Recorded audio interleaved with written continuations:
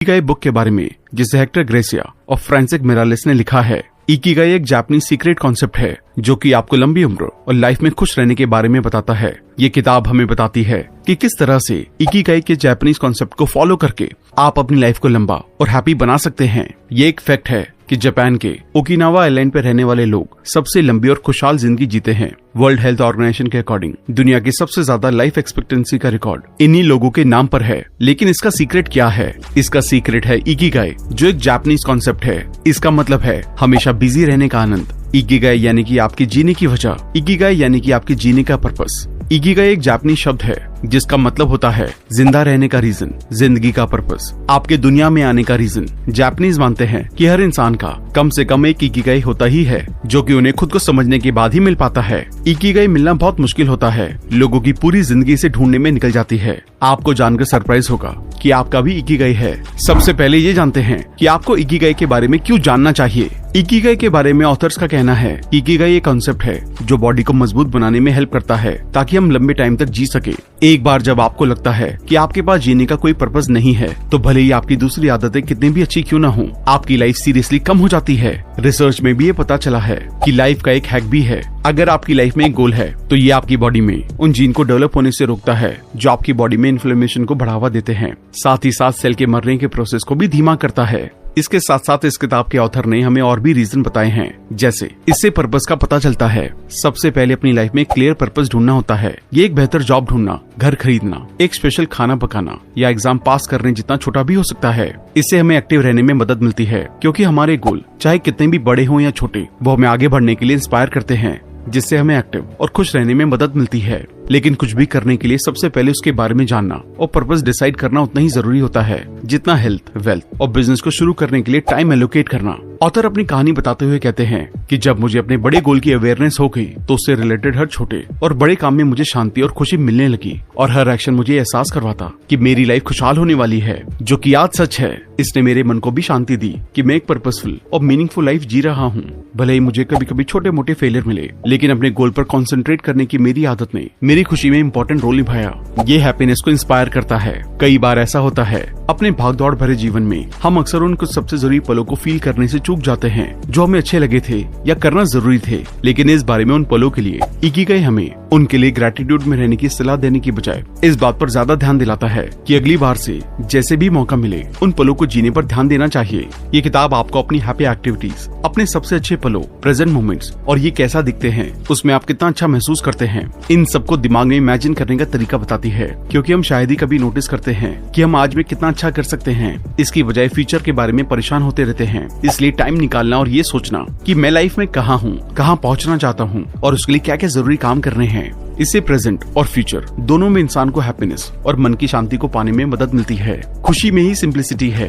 Japan के लोग simplicity को ज्यादा पसंद करते हैं। कई लोगों ने बहुत बड़े इन्वेंशन किए, किताब लिखी, रिसर्चेस की, बड़ी कामयाबी हासिल की, पर इसके बावजूद ये लोग लाइफ में सिंप्लिसिटी को इम्पोर्टेंस देते हैं। उनका मानना ये है कि एक साथ रहने की स्पिरिट, एक एक्टिव डेली रूटीन, एक पीसफुल, हेल्दी, हैप्पी और लंबी लाइफ के लिए मायने रखता है। इसके अलावा जापान के ओकिनावन के लोग काइंडनेस को भी इम्पोर्टेंस देते हैं। ये हेल्थ अवेयरनेस को बढ़ावा देता है। इकिगाई किताब हमें हेल्दी रहने के लिए अवेयर करती है। ये बताती है कि हमेशा एक्टिव रहने के लिए बॉडी को मूव करते रहना चाहिए। इसे हर पल करने के लिए आपको वॉकिंग या ऑफिस में अपनी रो में चलना चाहिए या अपनी कोई मनचाही एक्टिविटी करनी चाहिए। ये पॉजिटिविटी बढ़ाने में मदद करती है। इसके अलावा अपना मनचाहा काम और पॉजिटिव सोच सिखाते हुए ये किताब हमें पॉजिटिव रहने में भी हेल्प करती है। अपनी इकिगाई को ढूंढने के लिए यहाँ 12 स्टेप्स दिए गए हैं, जिनके बारे में हम डिटेल में बात करेंगे। हर स्टेप को बहुत ही ध्यान से समझें, क्योंकि हर स्टेप आपकी जिंदगी को पूरी तरह से बदल सकता है। साथ ही साथ अगर आप हमारे चैनल पर पहली बार आए हैं तो इमीडिएटली चैनल को सब्सक्राइब भी कर दें। सबसे पहला स्टेप, लाइफ का असली मतलब क्या है।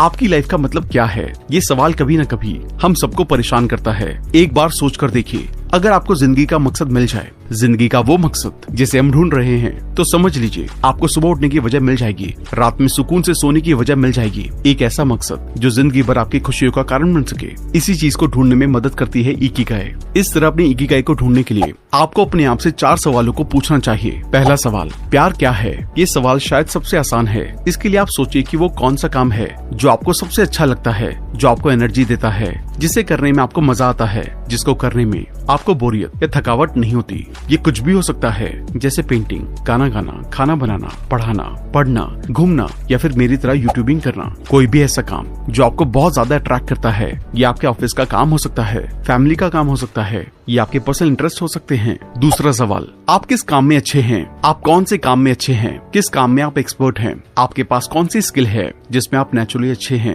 या उसे करने या सीखने में आप दिलचस्पी दिखाते हैं? ये हर एक के लिए अलग हो सकता है, इसलिए ऐसी चीज को खुद में ढूंढे। भले ही उसमें आपकी नेचुरल स्किल कम हो, परफेक्शन ना हो, तब भी प्रैक्टिस करते करते धीरे धीरे आप में स्किल और परफेक्शन आ जाएगी। तीसरा सवाल, क्या आपको इसके लिए पैसे मिलते हैं? बात सिर्फ प्यार और अच्छे की करे तो आपको कोई भी चीज करना पसंद हो सकता है, लेकिन ये जरूरी नहीं है कि इस चीज के लिए आपको पैसे दिए जाएं। हो सकता है आपको घर की सफाई करना पसंद हो, लेकिन इस चीज के लिए आपको कोई दूसरा पैसे नहीं देगा। इसलिए कोई ऐसा काम ढूंढे जिसकी दुनिया को भी जरूरत हो, ताकि उसके बदले वो आपको पे भी कर सके। चौथा सवाल, दुनिया की क्या जरूरत है?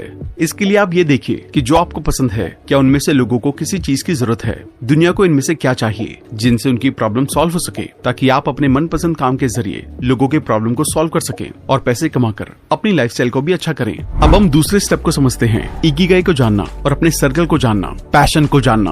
पहले सर्कल और दूसरे सर्कल के बीच जो कॉमन होता है वो आपका पैशन कहलाता है, यानी कि जो काम आपको पसंद है, जिसमें आप अच्छे भी हैं, वही कहलाता है आपका पैशन।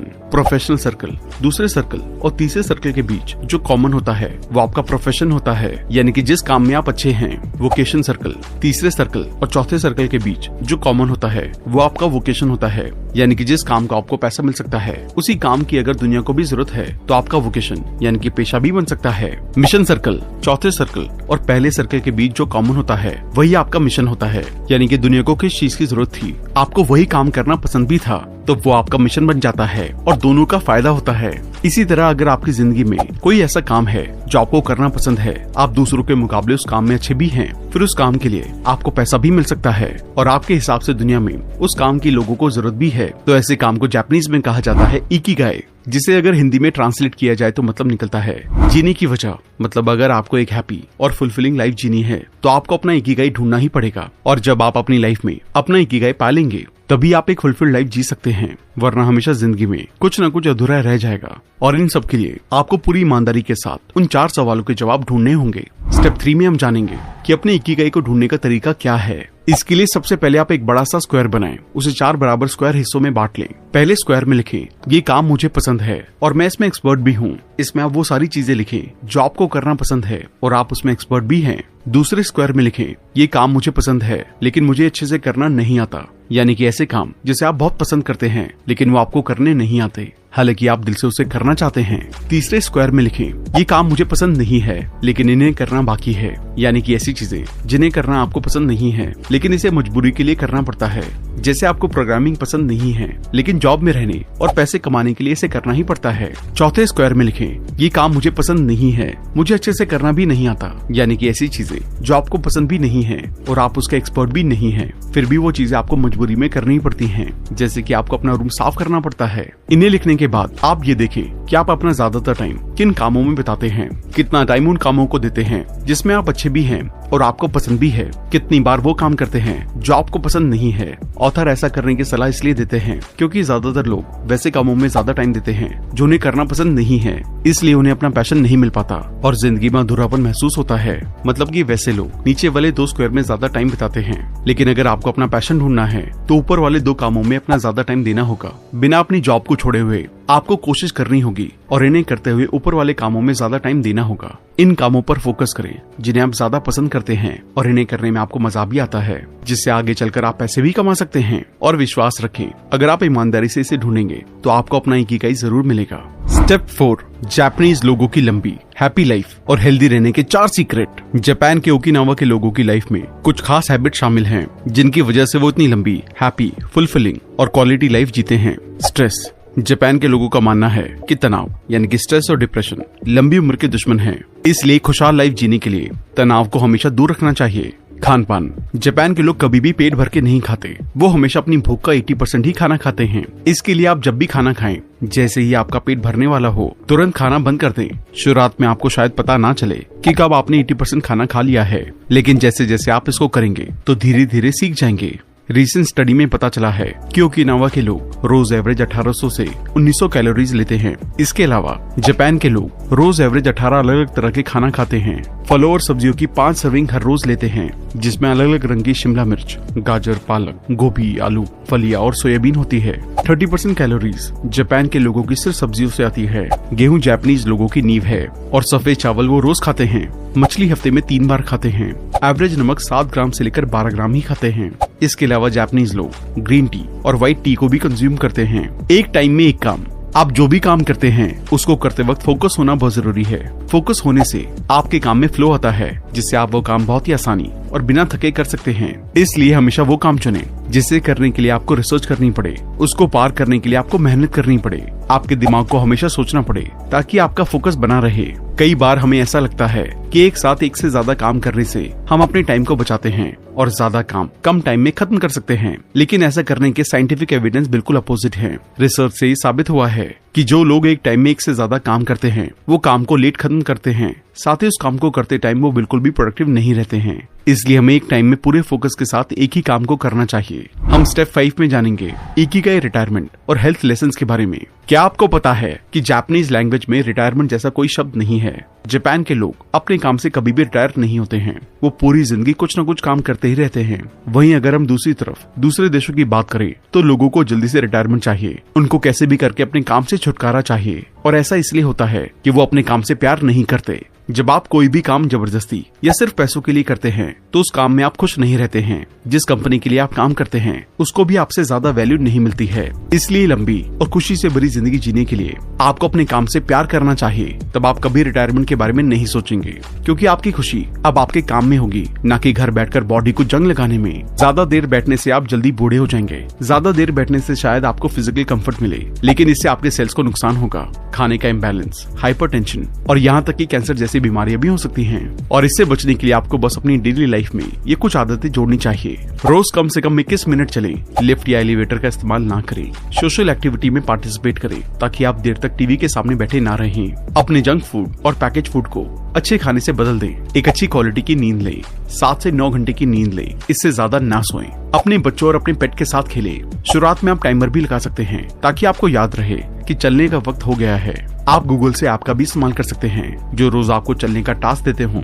अगले स्टेप में हम काम पर ध्यान के बारे में जानेंगे। आप जो भी काम करते हैं उसको करते टाइम फोकस होना बहुत जरूरी है। फोकस होने से आपके काम में फ्लो आता है, जिससे आप वो काम बहुत ही आसानी और बिना थके कर सकते हैं। काम में फोकस और फ्लो लाने के लिए आपको बताई गई बातों को फॉलो करना चाहिए।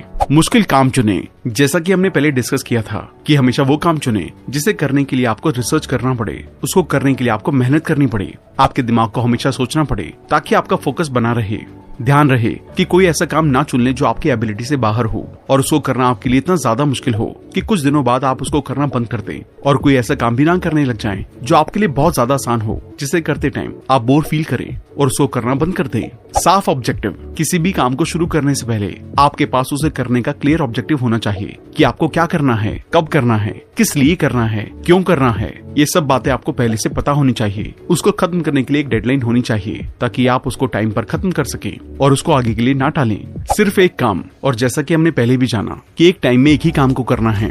अब इस 7वें स्टेप में हम इकिगाई के जरिए कामयाबी के 10 छोटे नियमों के बारे में जानेंगे। अपने आप को अच्छे दोस्तों से घेरें, स्लो पेस पर लाइफ को जिएं, खाना खाते वक्त अपना पेट पूरी तरह से ना भरें, अपनी बॉडी को शेप में लाएं, आज में रहें, हमेशा मुस्कुराएं, एक्टिव रहे, रिटायर ना हो, नेचर के साथ जुड़े, आभारी रहना सीखें, अपने इकिगाई को ढूंढें और उसको फॉलो करें। अब इस 8वें स्टेप में हम ओकिनावा के बुजुर्गों की सलाह के बारे में जानेंगे। बुजुर्गों के पास अपने सालों के एक्सपीरियंस से दुनिया के साथ शेयर करने के लिए बहुत कुछ ज्ञान होता है। हम में से जो यंग हैं, वो कभी कभी ऐसा दिखावा कर सकते हैं कि वो सब कुछ जानते हैं, लेकिन हमें अपनी सीनियर जनरेशन से लाइफ के बारे में जरूरी बातें सीखनी चाहिए जिन्हें वो हमसे ज्यादा और अच्छे से जानते हैं। और इसके साथ साथ जो आपके पास है उसके साथ जीवन का आनंद लेने पर ध्यान फोकस करें, बजाय इसके कि क्या गलत हो रहा है या नहीं है। ऐसा करने का एक शानदार तरीका ये भी है कि आप अपने आसपास के सभी लोगों, यहाँ तक कि अजनबियों से भी जुड़े। और इसके बारे में ओकिनावन के पुराने टाइम के लोग आपको मिलने वाले हर इंसान के साथ मुस्कुराने और खुले दिल से बात करने का सुझाव देते हैं। इससे डेवलप होने वाले फ्रेंडशिप एटीट्यूड से आपको जीवन भर कई लोगों के साथ दोस्ती बनाने और डेवलप करने में मदद मिलेगी। ओकिनावन के बुजुर्ग भी इस तरह प्यार के रिश्ते बनाने और उन रिश्तों को बनाए रखने की सलाह देते हैं। हेल्दी रहने का एक रूल दिन भर चलते रहना है, चाहे ये कम ही क्यों ना हो। ओकिनावा में रहने वाले लोगों का सजेशन है कि हेल्दी रहने के लिए आपको हमेशा कोई खेल खेलने या दौड़ने की जरूरत नहीं है। इसके लिए आप अपने कन्वीनियंस के अनुसार कोई भी चलने वाली एक्टिविटी को डिसाइड कर सकते हैं, क्योंकि शुरुआत से ही स्पीड कंसिस्टेंसी को रोक सकती है। इसलिए ओकिनावंस अपने रनिंग एक्सरसाइज के रूपों में सादगी रखने की कोशिश करते हैं। आस पड़ोस में टहलना, दिन में बगीचे या मस्ती में गाना, ये कुछ ऐसे तरीके हैं जिनसे वो बार बार पेस बनाए रखते हैं। इसके अलावा एक जापानीज रेडियो शो रेडियो टेसो ने ओकिनावंस के लोगों को सालों से एक्सरसाइज करने में मदद की है। ये जापान के बड़े स्टेशन में धुन बजाते हैं और लोगों को एक्सरसाइज करने के डायरेक्शन देते हैं। आज के टाइम में बहुत सारे लोग उस शो को ऑनलाइन या टीवी पर देखते हैं, लेकिन जापान में ये शो पूरे दिन चलता रहता है और इसमें कुछ असली प्रैक्टिसेस जैसे कि अपनी बाहों को अपने सिर के ऊपर उठाना और फिर उन्हें नीचे लाना, इन जैसे आसान तरीके सिखाए जाते हैं। इस तरह बॉडी और माइंड मूवमेंट को बनाए रखने के लिए आप भी ऑफिस में थोड़ी थोड़ी देर में उठकर अपनी रो या ऑफिस में चल सकते हैं। अब जानते हैं कि जापानीज लोगों की लंबी जिंदगी जीने का राज क्या है। जापानीज बूढ़े बुजुर्ग लंबा जीवन जीने के लिए इन 5 सीक्रेट को शेयर करते हैं। चिंता ना करें। लंबी लाइफ का सीक्रेट चिंता ना करना है और अपने दिल को जवान बनाए रखने के लिए उसे बूढ़ा ना होने दें। अपने चेहरे पर एक अच्छी मुस्कान के साथ अपने दिल को लोगों के सामने खोलें। अगर आप मुस्कुराते हैं और अपना दिल खोलते हैं तो आपके नाती पोते और बाकी सभी लोग आपको देखना चाहेंगे। चिंता से बचने का सबसे अच्छा तरीका है बाहर निकलना और लोगों से मिलना जुलना। जापान के बूढ़े बुजुर्ग लोग अक्सर इस काम को करते हैं। यही कारण है जिसकी वजह से वो लोग इतने टाइम तक जिंदा रह पाए हैं। सीधे शब्दों में कहें तो उनके अकॉर्डिंग लंबी लाइफ जीने के लिए आपको चिंता करने की बजाय खुश रहने की जरूरत है। किसी को भी परेशानी में डाले बिना दूसरों के साथ टाइम बिताना और मौज मस्ती करना ही मायने रखता है। अच्छी आदतें बनाएं। लंबे जीवन के लिए अच्छी आदतें सबसे ज्यादा मायने रखती हैं। आज के टाइम में देर से उठना सबसे बड़ी बुरी आदत बनी हुई है। देर से उठने की वजह से आपका शरीर फुर्तीला नहीं रह जाता, जिसकी वजह से आप पूरे दिन आलसी बने रहते हैं। तो सबसे पहले सुबह जल्दी उठने की आदत डालें और सुबह कोई ऐसा काम करें जो आपके शरीर को फुर्तीला बना दे। कोई ऐसा काम करे जो आपको सुकून दे। आप सुबह जल्दी उठकर दौड़ना या टहलना चुन सकते हैं। इसके साथ ही अपने घर में कोई भी काम कर सकते हैं, जैसे योग करना, अपने पौधों को पानी देना या नए पौधे लगाना। इसके बाद घर में वापस आकर अपना नाश्ता खुद अपने हाथों से बनाएं। अपने नाश्ते में हरी सब्जियों का इस्तेमाल करें। बस अपनी इकिगाई को ढूंढें, फिर चाहे आप कोई सा भी काम कर रहे हों। ओल्ड एज में शार्प रहने का सीक्रेट आपकी उंगलियों पर है। अगर आप अपनी उंगलियों को बिजी रखते हैं तो आप 100 साल तक जिंदा रह सकते हैं। ध्यान रखिए, अगर आप सुबह उठकर काम नहीं करते हैं तो आपका शरीर कमजोर हो जाता है।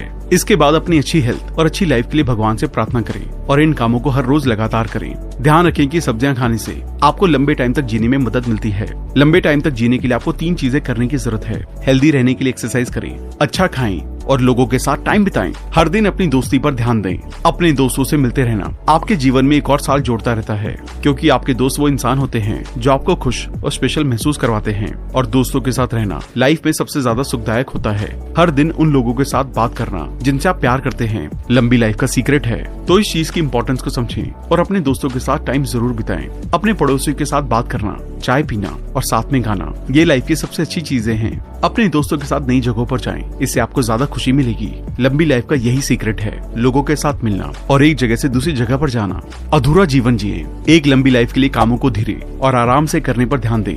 अगर आप जल्दी में नहीं हैं, तो आप ज्यादा टाइम तक जिंदा रहेंगे। जापान के काफी बड़े बुजुर्ग लोग लंबे टाइम तक जिंदा रहने के लिए सीक्रेट को शेयर करते हैं। वो सुबह जल्दी उठकर अपनी एक्सरसाइज करते हैं और अच्छा नाश्ता करते हैं, और जब वो इन सब के बाद थक जाते हैं तो अपने दोस्तों के साथ मिलने चले जाते हैं। हर दिन कई अलग अलग चीजें करना आपकी लाइफ को बढ़ाता है। जैसा कि आजकल के लोग अपने बिजी शेड्यूल की वजह से काफी ज्यादा बिजी रहते हैं और कभी कभी अपने काम से ओवरवेल्म भी हो जाते हैं, लेकिन ऐसा करना कभी भी आपकी लाइफ को बढ़ा नहीं सकता है। इसलिए ओवरवेल्म होने पर एक टाइम में एक काम पर ध्यान दें। ऐसा करके आप अपने आज के काम को सही तरीके से पूरा भी कर सकते हैं। ध्यान रखें कि लंबी लाइफ का सीक्रेट जल्दी सोना, जल्दी उठना और टहलने जाना है। अगर आप शांति से रहते हैं और छोटी छोटी चीजों को एंजॉय करते हैं, अपने दोस्तों के साथ मिलते हैं, तो आपको ज्यादा जीने से कोई रोक नहीं सकता है। आशावादी बने। हर दिन खुद से कहें, आज का दिन हेल्थ और एनर्जी से भरपूर होगा। इसे पूरी तरह से जिए। बेशक आपकी उम्र कितनी भी हो या आप कितना भी कमजोर महसूस कर रहे हो, खुद से कहें, मुझे अभी बहुत कुछ करना है, और ये कहते हुए जोर से हंसे। हंसी सबसे जरूरी चीज है, इसलिए आप जहाँ भी जाते हैं वहाँ हंसें। इससे आपका और आपके साथ रहने वाले हर इंसान का मूड अच्छा होगा और काम करने के लिए आपको मोटिवेशन मिलेगी। आप अपना टाइम किस मूड में बिताते हैं, ये बहुत मायने रखता है। स्टैट्स को देखें तो लोग उदास, दुखी या गुस्से में अपना ज्यादा टाइम बिताते हैं। उनकी मौत ज्यादा हंसने और खुश रहने वाले लोगों से पहले होती है। इसलिए हंसने को अपनी प्रायोरिटी बनाएं। खुद को इस जीवन में रहने के लिए भाग्यशाली समझें। अपनी लाइफ को हर एक दिन के लिए धन्यवाद कहें। दूसरों का धन्यवाद अदा करें। दूसरों की मदद करें। इससे आपको हैप्पीनेस और सेटिस्फैक्शन महसूस होगी। लंबा जीना आपके ही हाथों में है, बस इसे अपनाएं। अब हम लोगोथेरेपी से इकिगाई के बारे में बात करेंगे। लोगों के खुश ना रहने का सबसे बड़ा कारण लाइफ में किसी पर्पस का ना होना है।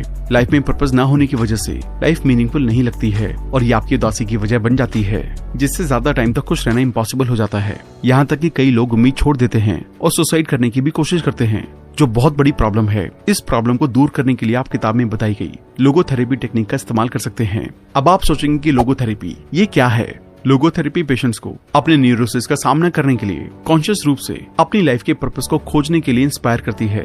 अपनी डेस्टिनी को पूरा करने की उनकी खोज तब उन्हें आगे बढ़ने के लिए इंस्पायर करती है। लोगोथेरेपी पास्ट के मेंटल ब्लॉक्स को तोड़ती है और रास्ते में आने वाली सभी रुकावटों पर काबू पाती है।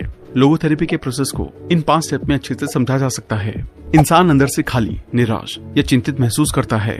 थेरेपिस्ट उन्हें दिखाते हैं कि वो जो महसूस कर रहे हैं वो एक मीनिंगफुल लाइफ पाने की इच्छा है, जिससे मरीज को उस खास टाइम में अपनी लाइफ के पर्पस का पता चलता है। मरीज अपनी मर्जी से उस भाग्य को एक्सेप्ट और रिजेक्ट करने का फैसला करते हैं, जिससे उनकी पूरी लाइफ जुड़ी हुई होती है। और जब मरीज को अपनी लाइफ के लिए नया पैशन मिल जाता है तो उसका यह नया पैशन उन्हें रुकावटों और दुखों से दूर करने के लिए मदद करता है। अगर इंसान को ऐसा करने में मदद की जरूरत है तो लोगोथेरेपी उसे विजुअलाइजेशन के जरिए उसकी मदद करती है। उन्हें अपनी लाइफ के पर्पस की खोज में और बाद में परेशानियों पर काबू पाने में गाइडेंस की जरूरत होती है, ताकि वो अपने पर्पस की ओर बढ़ सके। लोगोथेरेपी के अकॉर्डिंग लाइफ में अपने पर्पस की खोज करने से इंसान को उस खाली जगह को भरने में मदद मिलती है। हम इस बुक के सबसे जरूरी लेसन्स के बारे में बात करेंगे।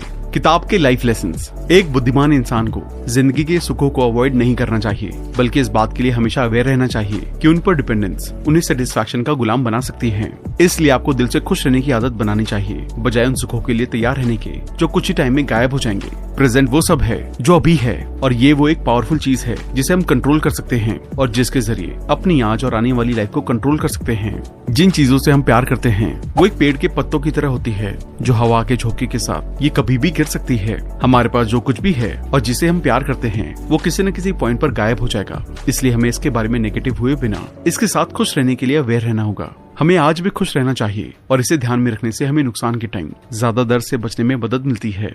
हमारी इकिगाई से जुड़ने के लिए कोई फिक्स प्लान नहीं है, इसलिए इसे ढूंढने के बारे में ज्यादा चिंता ना करें। बस आप जिसे प्यार करते हैं उसमें बिजी रहें, साथ ही उन लोगों से घिरे रहें जो आपसे प्यार करते हैं। हम अपनी लाइफ का मीनिंग नहीं बनाते, हम उसे अपने मनपसंद काम को करते हुए ढूंढते हैं। इसलिए पैशनेटली काम को करें।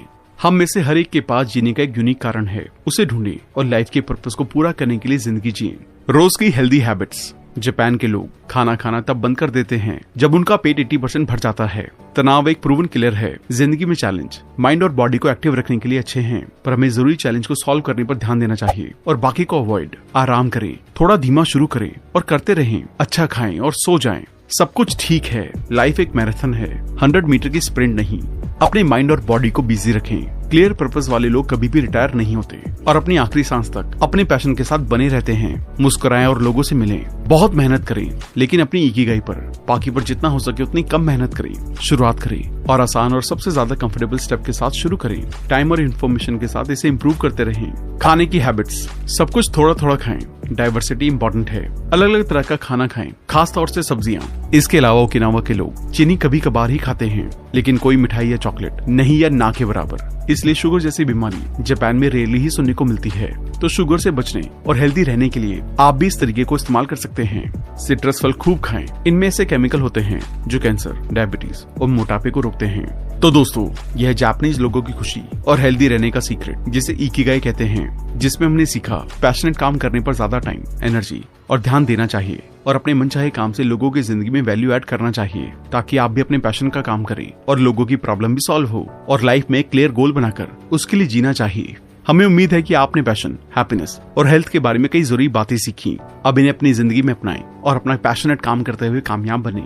तो दोस्तों, ये समरी यहीं पर खत्म होती है। हम आशा करते हैं कि आपको ये वीडियो पसंद आई होगी। अगर आपको ये वीडियो पसंद आई है तो आप इस बुक को खरीदकर और भी डिटेल में पढ़ सकते हैं। इसके साथ साथ अगर आप हमारी बुक समरीज को पढ़ना भी चाहते हैं तो हमारी वेबसाइट पर जाकर उन्हें इंग्लिश के साथ साथ हिंदी में भी पढ़ सकते हैं, या किसी और बुक समरी को ढूंढने के लिए सर्च का भी इस्तेमाल कर सकते हैं। सभी पॉडकास्ट प्लेटफॉर्म पर भी हमारी समरीज किताबें नाम से अवेलेबल है, जिसे रिसेंटली इंडिया का बेस्ट एजुकेशनल पॉडकास्ट का अवार्ड भी मिला है। तो चलिए फिर मिलते हैं और भी बेहतर समरी के साथ। Thank you so much.